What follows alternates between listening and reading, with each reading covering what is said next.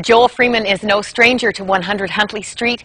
The Alberta native is a former pastor of 18 years, the author of several books. Let me just name a few. God is Not Fair, Living with Your Conscience Without Going Crazy, If Nobody Loves You, Create a Demand. Not a romance book, we'll discover. He also inspired the Christian Business Directory, The Shepherd's Guide.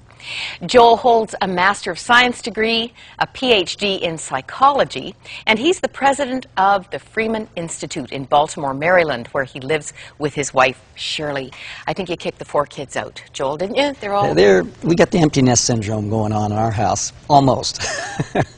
Now, we mentioned this book. You've been here talking about If Nobody Loves You, Create the Demand. That's a very interesting title. This is about entrepreneurship. It is, and I am so passionate about this book because I'm getting emails and phone calls and people telling me that they have had business ideas, an invention or something like that to take to the marketplace, and now this has been brought them into a kind of a creative zone.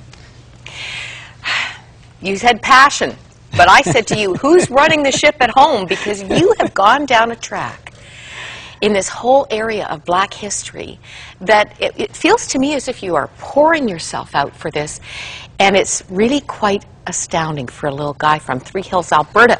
What's this all about? How has this come about? Well, what happened is I started working with the NBA Washington Bullets, the Wizards, back in 1979. And you can imagine at that time I was, from my understanding, was the second chaplain in the history of the NBA. And so the guys like you have Wes Unseld and Bob Lanier, who had the biggest feet in basketball, size 23, Julius Erving, and a bunch of other guys. You know, they were looking at me and just, I'm sure they're saying, I'm supposed to pour my heart out to that guy? You got to be kidding me. And so in their own way, they began to test me with questions like, where was the Garden of Eden? What part did Africans play in biblical history and extra-biblical history? And those were things that weren't even a blip on my radar screen. And so it forced me to start studying, but it wasn't until I met Don Griffin back in 1993. I was doing some leadership work for his company, a program called Dealing with People Who Drive You Crazy. And between sessions, Don began to share with me his journey as an African-American in this whole topic, and his excitement, his passion, which got something happened inside of me. Don helped to fill in the gaps, to complete some things, and then I began to do more research, and I challenged him to write a book, and then he and his wife prayed and thought about it and said, you know, it'd be powerful to have a white man and a black man doing this together. And really, he did the first half of the book, am I right? And you did the second half. That's right. And the book is Return to Glory. Yes, subtitled The Powerful Stirring of the Black Man. Stirring of a Black Man. Well, it certainly has stirred a white man first, and I have to, I don't know what words to use. I felt like weeping, and I felt angry, and I felt grief and excitement. I mean, in ancient times, black people were in world domination. How many people of African descent know that this is their heritage? You know, sometimes I think when we talk about black history, it seems to start at slavery. And one of my passions, along with many other people in this particular area, is to provide a context for these different things that have happened, some very horrific situations that have happened in the black experience. And to be able to talk about some of the ancient creativity, the inventiveness, the perseverance, and to then paint a picture that you know, slavery, it happened, but wasn't the beginning of history. And so, and then to tie it into the Bible, because many times the word on the street is the Bible's the white man's book, that King Jimmy got a bunch of white guys to massage the text to further subjugate and dominate people of color. And in some ways, the Bible was used to justify the slave trade and to justify slavery, where people would, slaveholders would be going to church Sunday morning, and then they'd beat their slaves in the afternoon, saying, servants, obey your masters. And so there's just that's a terrible chapter of history and a terrible misuse of the Scripture. And so somehow to bring that back and say, you know that Tarharka is a biblical character? He's mentioned in Isaiah 37, 2 Kings 19. Here's a picture of him, by the way. And here's what he looked like. And he's definitely a man of African descent. Is he the one that helped doing Sennacherib? Yes, yeah, Yeah. he's the one that Hezekiah called for to help. Some of the facts that I gleaned from this were really, really heartbreaking. In the same way that we prayerfully discern when should we talk to our kids about the birds and the bees, people of African descent have to have the racism talk with their children.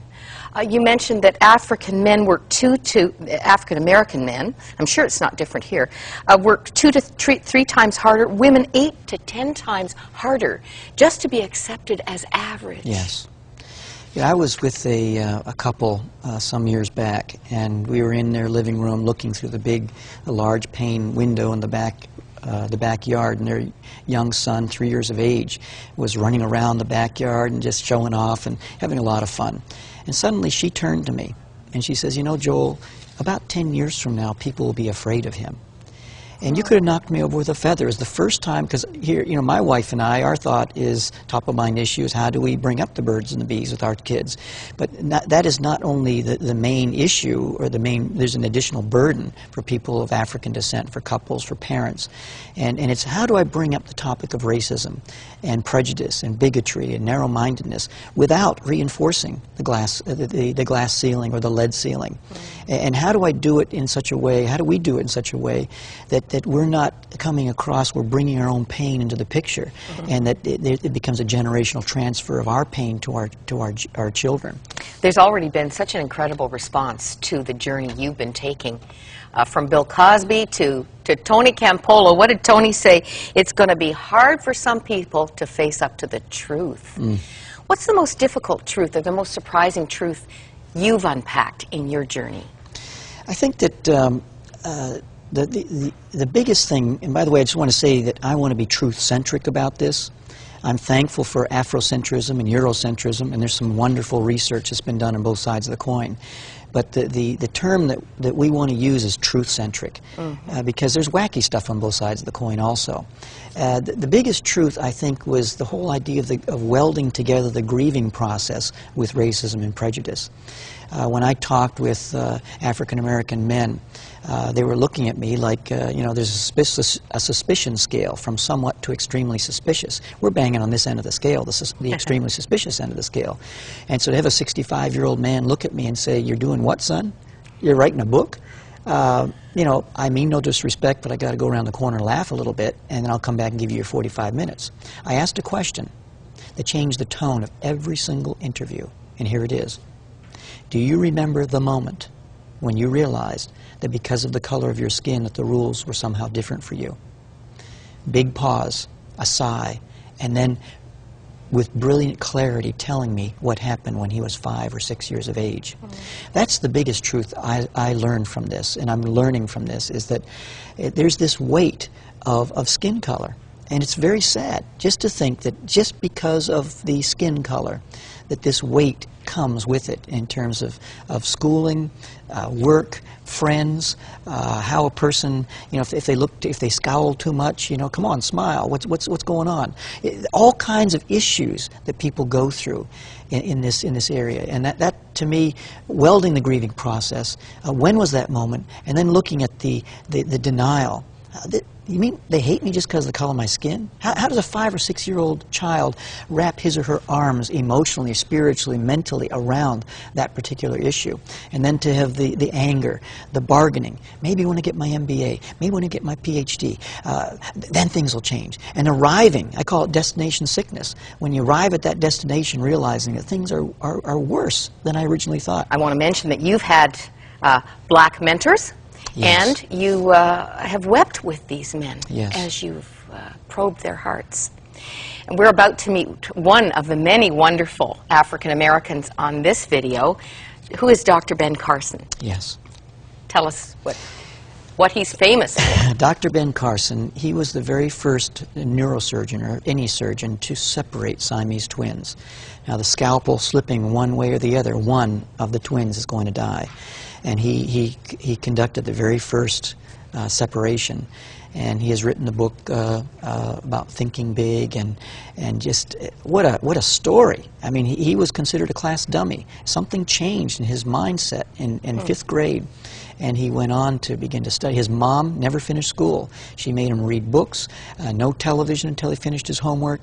I've met her. She is a wonderful, remarkable person. And what we're about to see is it was about 10:30 at night. He'd been in Washington, D.C. all day, and I just asked him a question about the inventiveness of African Americans, and he just started speaking, and I was blown away as I sat there in the same room as he spoke.